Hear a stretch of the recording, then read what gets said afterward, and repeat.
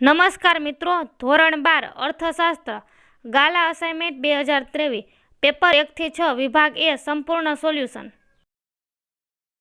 Paper 1 પ્રશ્ન 1 અર્થશાસ્ત્રના અભ્યાસમાં નીચેનામાંથી કઈ ટેકનોલોજી સૌથી વધુ ઉપયોગી છે? જવાબ બી ઇન્ટરનેટ. પ્રશ્ન 2 જીવનની ભૌતિક ગુણવત્તા આંક PQLIનું મહત્તમ મૂલ્ય કેટલું હોય છે? જવાબ બી 100. પ્રશ્ન 3 ચોખા આપીને કાપડ મેળવવાની આર્થિક વ્યવસ્થા કયા નામે ઓળખાતી હતી? જવાબ સી સાટા પ્રથા. પ્રશ્ન 4 RBI અન્ય બેંકો પાસેથી અત્યંત ટૂંકા સમયનું ધિરાણ લે તેના દરને શું કહેવાય?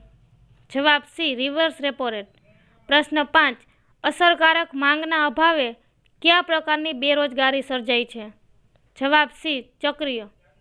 પ્રશ્ન 6 નીચેનામાંથી કોનો સમાવેશ કૃષિ ક્ષેત્રના સંસ્થાકીય પરિબળોમાં થાય છે? જવાબ સી ગ્રામીણ સમાજ વ્યવસ્થા. પ્રશ્ન 7 નાના પાયાના ઉદ્યોગોમાં કયા પ્રકારની ઉત્પાદન પદ્ધતિનો ઉપયોગ કરવામાં આવે છે? જવાબ બી સંપ્રદાન. પ્રશ્ન 8 જાહેર ક્ષેત્ર એટલે શું? જવાબ એ સરકાર દ્વારા સંચાલિત ક્ષેત્ર. પ્રશ્ન 9 ભારતમાં રેલવેની સૌપ્રથમ શરૂઆત ક્યારે થઈ હતી? જવાબ બી 1853માં. પ્રશ્ન 10 ભારત સરકાર કુલ ખર્ચના કેટલા ટકા ખર્ચ આરોગ્ય પાછળ ખર્ચે છે? જવાબ બી 4.4%. પેપર 2 પ્રશ્ન 1 આકૃતિ કયા પ્રકારના વિતરણ માટે દોરવામાં આવે છે? જવાબ બી અસતત.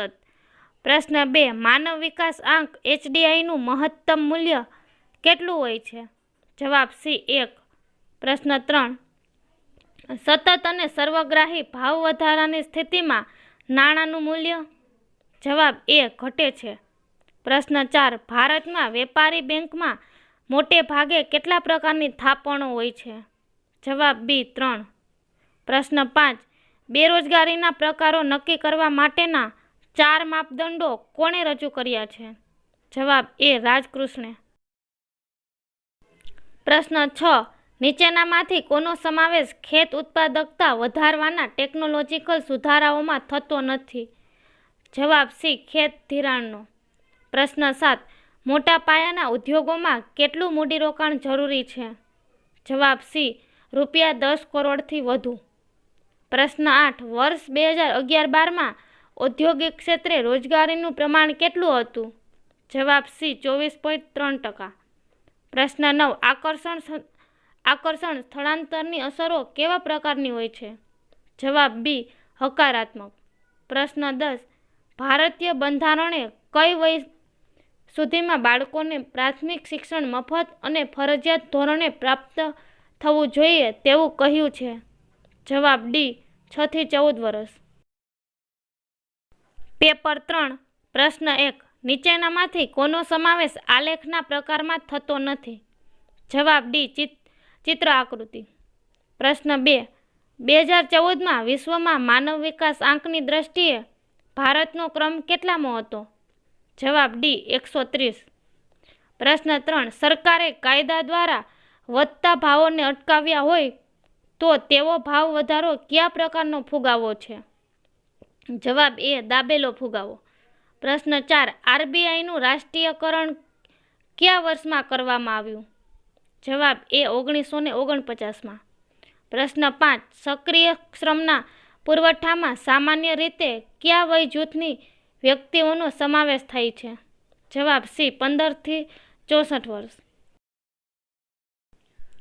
પ્રશ્ન 6 વર્ષ 2014-15ના અંદાજો પ્રમાણે ખેતી ક્ષેત્રમાં રોજગારી મેળવતા લોકોનું પ્રમાણ કેટલું હતું?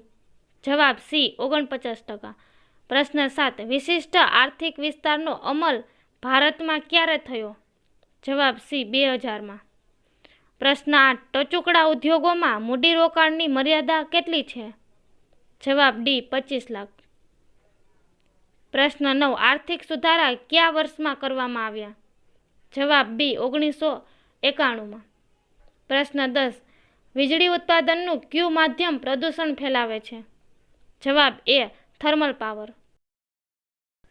પેપર 4 પ્રશ્ન 1. જ્યારે સ્તંભ આકૃતિના દરેક સ્તંભના મૂલ્યને એકથી વધુ પેટા વિભાગોમાં વહેંચવામાં આવે ત્યારે કઈ આકૃતિ બને છે? જવાબ સી. વિભાજિત સ્તંભ આકૃતિ. પ્રશ્ન 2. વિકાસ એક બહુપરિમાણીય પ્રક્રિયા છે. આ વિધાન કોણે રજૂ કર્યું છે? જવાબ એ. ટોડેરોએ. પ્રશ્ન 3. વસ્તુઓ અને સેવાઓના બદલામાં જે સર્વસ્વીકૃત છે તે નાણું છે.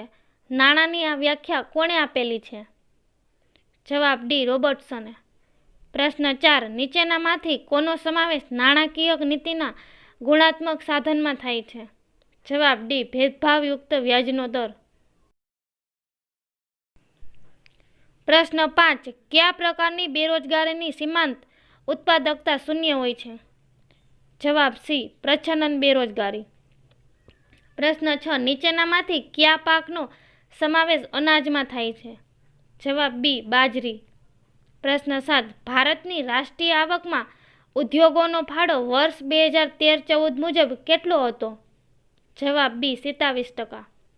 પ્રશ્ન 8. કયા ઉદ્યોગોમાં મૂડીરોકાણની મર્યાદા ₹25 લાખ સુધીની છે? જવાબ એ. ટચુકડા ઉદ્યોગો.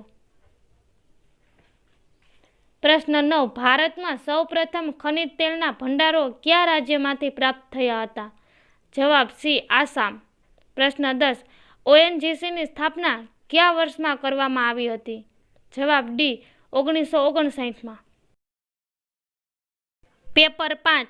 પ્રશ્ન 1. આર્થિક માહિતી અંગેની ડેટા સીડી કોણ તૈયાર કરે છે?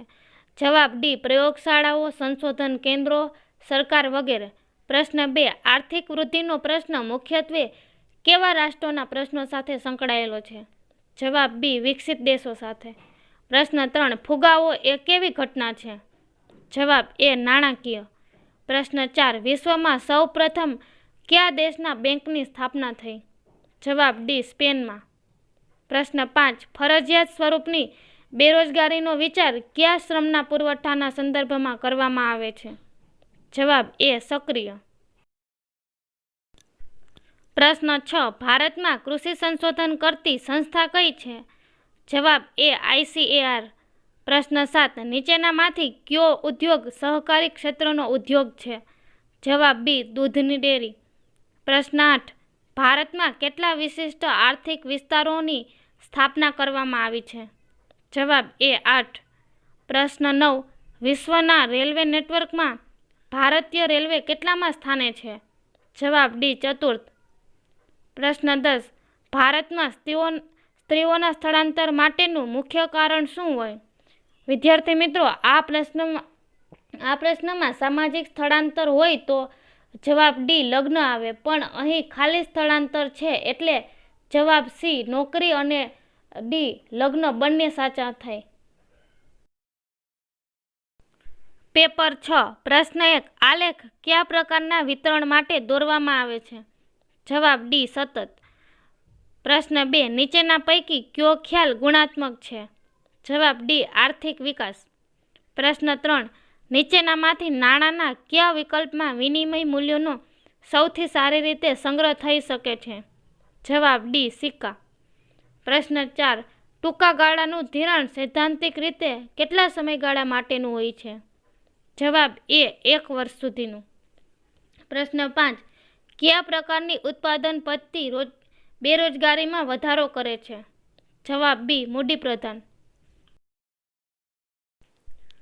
પ્રશ્ન 6. નાબાર્ડની રચના કયા વર્ષમાં થઈ? જવાબ એ. 1982માં. પ્રશ્ન 7. ઝડપી આર્થિક વિકાસ સાધવા કયા ક્ષેત્રનો વિકાસ જરૂરી છે? જવાબ સી. ઔદ્યોગિક ક્ષેત્રનો.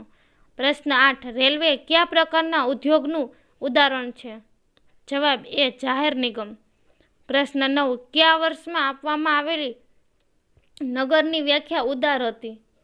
જવાબ ડી. 1951માં. પ્રશ્ન 10. શહેરી જીવનની શૈલીથી આકર્ષાઈને સ્વેચ્છાએ થતું સ્થળાંતર કયા પ્રકારનું સ્થળાંતર છે? જવાબ બી. આકર્ષણ.